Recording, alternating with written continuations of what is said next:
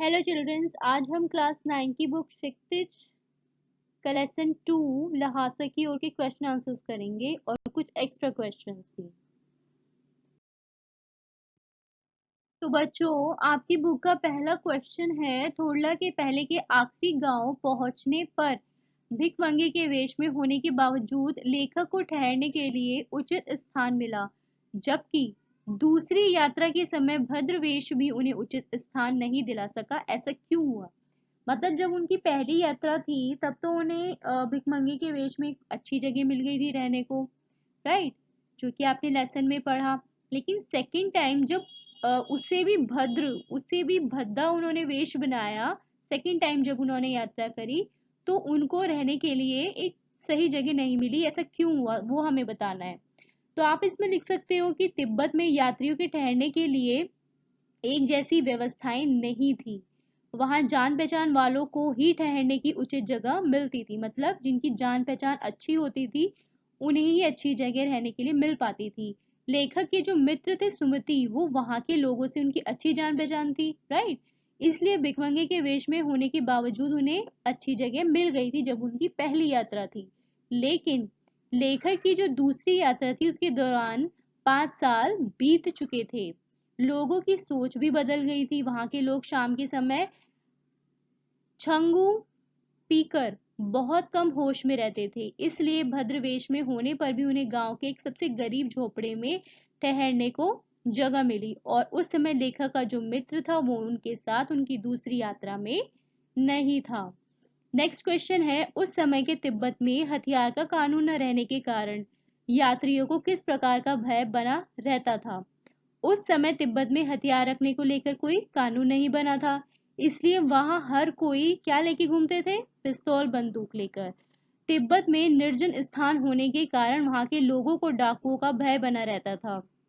निर्जन यानी कि वहां पर कोई रहता नहीं था, है ना। तो उधर के लोगों को ये डर रहता था डाकुओं से कि वो कहीं उन्हें कुछ ना कर दे। डाकू खून भी कर देते थे और ऐसे में पुलिस का भी कोई प्रबंध नहीं था, इसलिए तिब्बत के पहाड़ों की यात्रा लोगों के लिए सुरक्षित नहीं थी। नेक्स्ट क्वेश्चन है, लेखक लंकोर के मार्ग में अपने साथियों से किस कारण पिछड़ गया? क्योंकि उसका घोड़ा धीरे चलने लग गया था, है ना। लेखक का घोड़ा जो था वो थक गया था, इसलिए वो धीरे चलने लगा और लेखक अकेले में रास्ता भटक गया। लेखक रास्ता भूलकर 1.5 किलोमीटर गलत रास्ते पर चला गया, जहां से उसे लौटकर वापस भी आना पड़ा। इस कारण लेखक लंकोर के मार्ग में अपने साथियों से पिछड़ गया। अगला है, लेखक ने शेखर विहार में सुमति को उनके यजमानों के पास जाने से रोका, परंतु दूसरी बार रोकने का प्रयास क्यों नहीं करा? जैसा कि हमने चैप्टर के एंड में पढ़ा था कि जो लेखक है, जब वो शेखर विहार में थे तो सुमति के वहां पर यजमान थे, जान पहचान के लोग थे जो उससे गंडे लेते थे, है ना।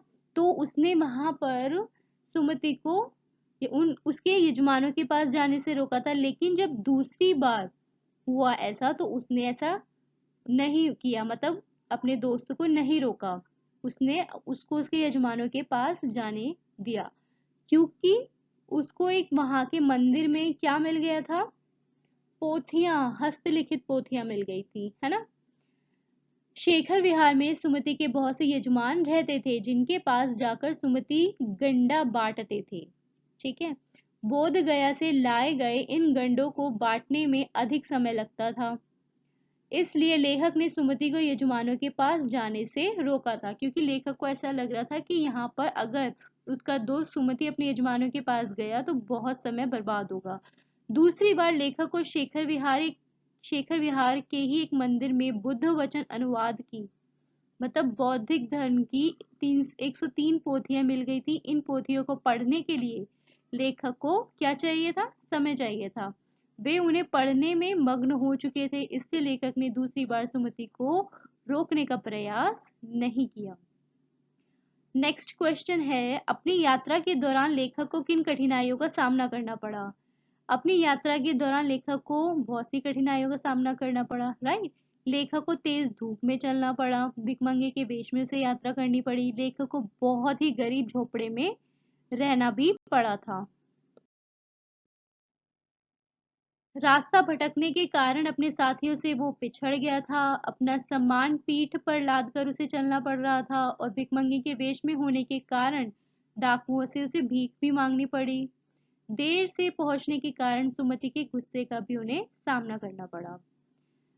अगला है, प्रस्तुत यात्रा वृतांत के आधार पर बताइए कि उस समय का जो तिब्बती समाज था वो कैसा था। तो आपने चैप्टर में जो भी पढ़ा आप इसमें लिख सकते हो कि जो औरतें थी वो पर्दा नहीं करती थी, वहां के लोगों में छुआछूत जाति पाति को लेकर कोई भेदभाव नहीं था। राइट। उस समय के तिब्बती समाज में लोग जो थे वो धार्मिक प्रवृत्ति के और अंधविश्वासी थे, जो गंडे के नाम पर साधारण कपड़ों के टुकड़ों पर भी विश्वास कर लेते, मतलब धर्म कर्म के उसमें वो ज्यादा बिलीव करते थे।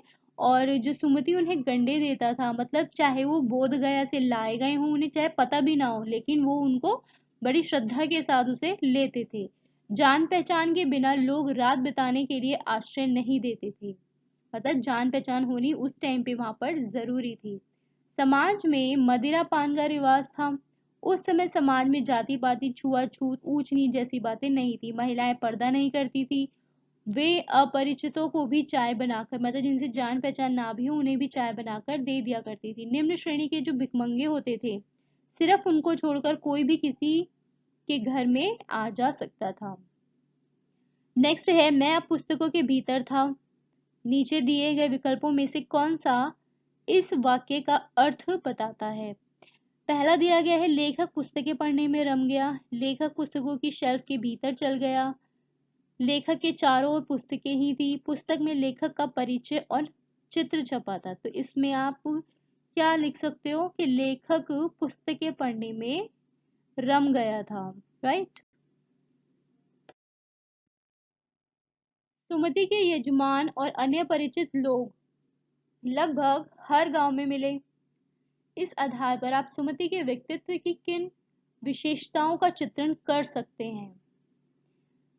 अब इसमें हमें सुमति के जो मतलब उसका कैसा व्यक्तित्व था, किस तरह का इंसान था, वो उसकी विशेषताएं लिखनी है। तो आप इसमें क्या लिख सकते हो कि सुमति जो थे वो मिलनसार और हंसमुख थे। राइट।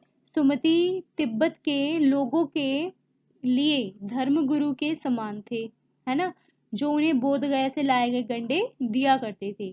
सुमति लालची स्वभाव के व्यक्ति भी दिखाए गए हैं हमें पाठ में, है ना, क्योंकि बोध गया से लाए गए जो गंडे थे वो समाप्त हो जाने पर वो उन्हें साधारण कपड़ों का गंडा लोगों को देकर उनसे धन प्राप्त करते थे और लोग बड़े उससे विश्वास भी कर लेते थे उस पर। सुमति समय के पाबंद भी है, लेखक के समय पर न पहुंचने पर वे उनसे नाराज भी हो जाते हैं। वे बौद्ध धर्म में आस्था रखते थे तथा तिब्बत के बारे में उन्हें अच्छा खासा ज्ञान था। वे आतिथ्य सत्कार में कुशल थे, क्योंकि उन्होंने लेखक का इंतजार करते हुए 3 बार चाय को गर्म किया था।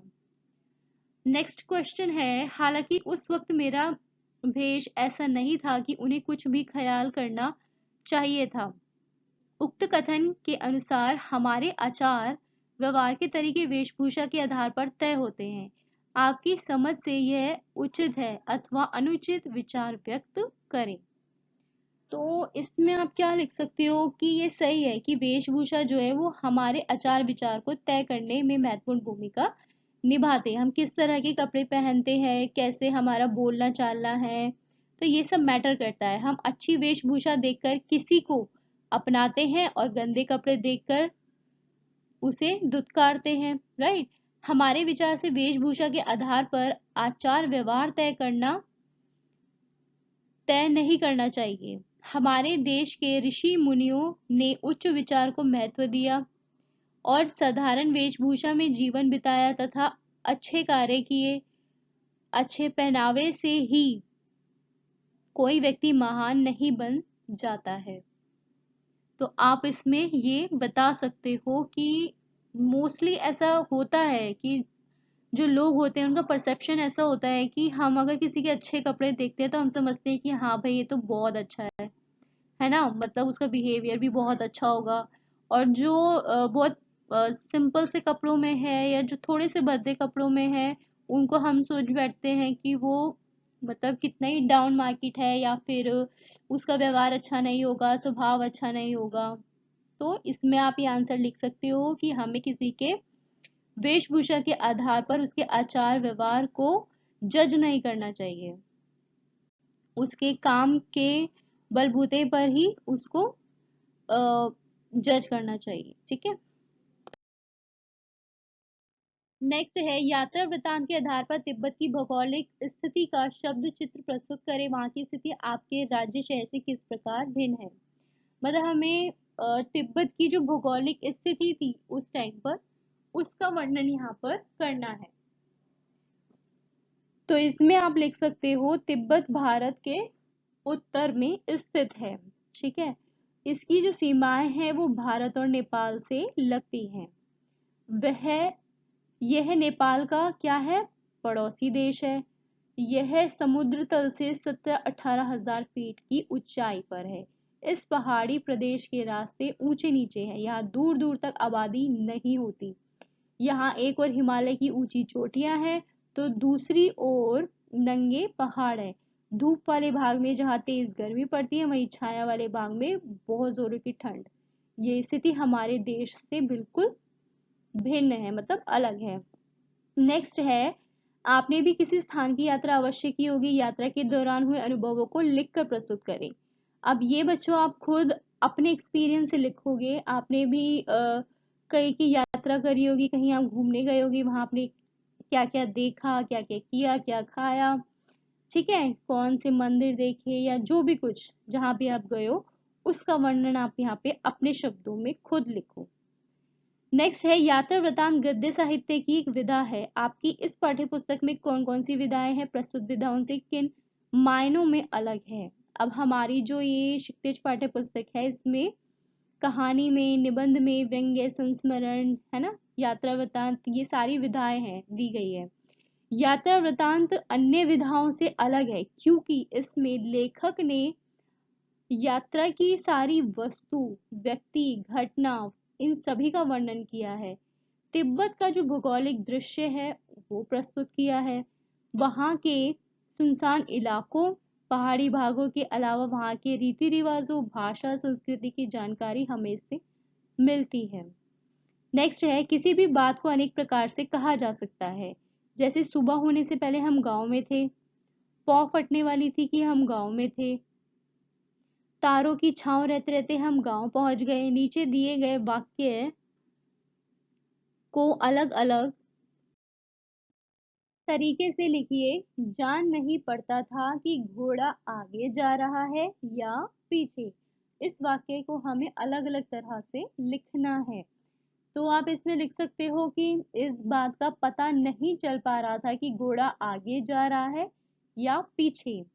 या फिर आप इसको ऐसे भी लिख सकते हो, यह ज्ञात नहीं हो पा रहा था घोड़ा आगे जा रहा है या पीछे। घोड़ा आगे जा रहा है या पीछे, यह अनुमान लगाना मुश्किल हो रहा था।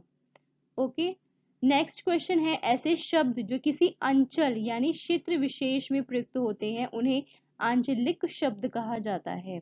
मतलब किसी क्षेत्र के विशेष में अगर यूज हुए हैं, प्रयुक्त हुए हैं, तो उन्हें आंचलिक शब्द कहते हैं। प्रस्तुत पाठ में से आंचलिक शब्द ढूंढकर लिखिए।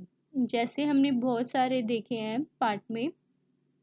एक तो हो गया भरिया, भार उठाने वाला, है ना, खोटी, राहदारी, परी कलिंपोंग, चोड़ी, लंकोर, गांव गिराव, कूची कूची, गंडा आदि, ये सारे। आगे है पाठ में कागज अक्षर मैदान के आगे क्रमशः मोटे, अच्छे और विशाल शब्दों का प्रयोग हुआ है। इन शब्दों में से उनकी विशेषता उभर कर आती है। पाठ में से कुछ ऐसे ही और शब्द छाटिए जो किसी की विशेषता बता रहे हैं। तो आप इसमें क्या लिख सकते हो, जैसे व्यापारिक, फौजी, चीनी, अपरिचित, निर्जन, नंगे, लालच, रंग बिरंगे, गर्मा गर्म, पतला, तेज, टोटीदार, विशाल आदि। ठीक है।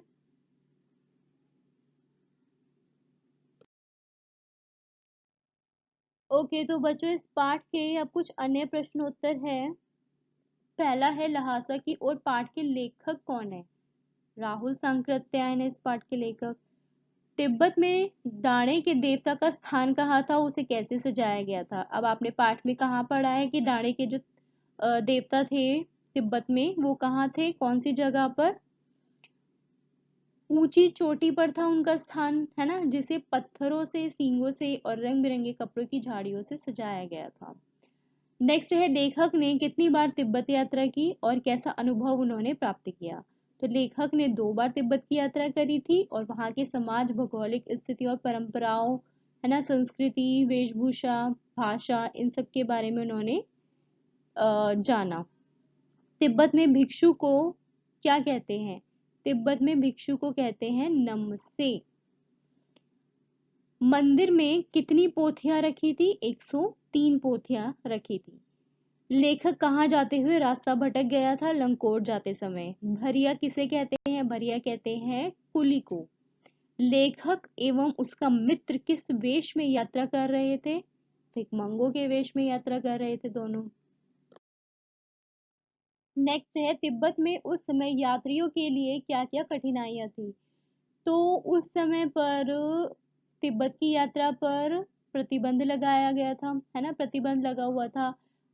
ऊंचे नीचे स्थानों पर आना जाना सुगम नहीं था, मतलब जो रास्ता था वो ठीक नहीं था, तो उस पर आना जाना ठीक नहीं था। भरिया न मिलने पर सामान उठाकर चलना कठिन हो जाता था, मतलब वहां पर इतनी आसानी से जो कुली है, जो भार उठाने वाले लोग होते थे, वो इतनी आसानी से नहीं मिलते थे और डाकुओं के कारण जान माल का भी खतरा बना रहता था।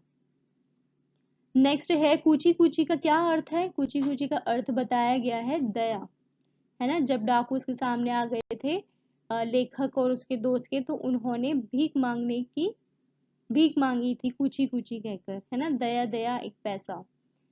नेक्स्ट है लेखक जिस रास्ते से यात्रा कर रहा था वहां के किलों को परित्यक्त क्यों कहा गया है? लेखक जिस रास्ते से यात्रा कर रहा था वहां किले बने हुए थे। इन किलों में कभी चीनी सेना रहती थी, मतलब जिस टाइम पर लेखक ने तिब्बत की यात्रा करी थी उससे पहले के टाइम का बताया गया है कि जो रास्ता था, जिस रास्ते से वो जा रहे थे, वहां पर चीनी किले बने हुए थे। इन किलों की देखभाल न होने के कारण आज ये गिरने लगे हैं, मतलब अब कोई इतना देख रेख नहीं करता है तो वो गिर गए हैं। कुछ किसानों ने आकर यहाँ पर अपना बसेरा बना लिया है, ठीक है, मतलब लोग बाग रहने लगे हैं वहां पर अब, इसलिए उन्हें परित्यक्त कहा गया है। तिब्बत में डाकुओं को कानून का भय क्यों नहीं है?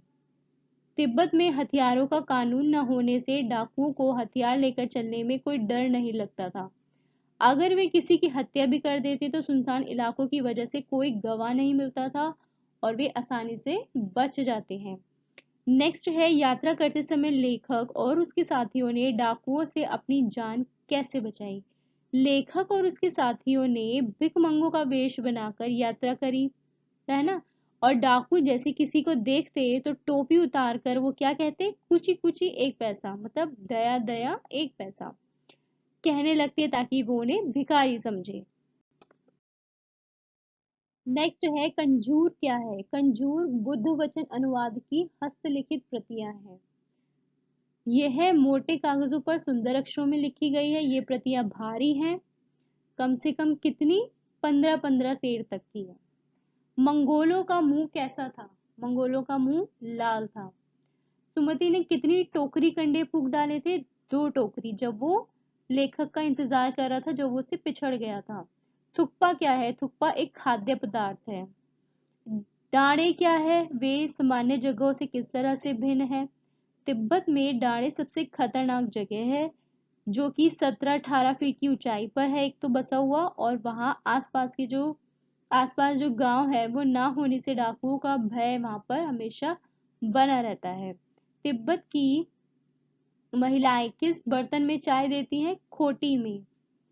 तिब्बत में जमीन की क्या स्थिति है? तिब्बत की जो ज्यादातर जमीन है वो जागीरदारों में बटी हुई है ना, काफी हिस्सा मठों के हाथ में है। उन्हें मजदूर बेगार में मिलते हैं। खेती का इंतजाम भिक्षु देखता है, जो कि किसी राजा से कम नहीं होता था। यजमान से क्या तात्पर्य है? सुमति द्वारा दिए गए गंडों को वे इतना महत्व क्यों देते थे? यजमान का शाब्दिक अर्थ क्या है? यज्ञ करने वाले जो लोग थे।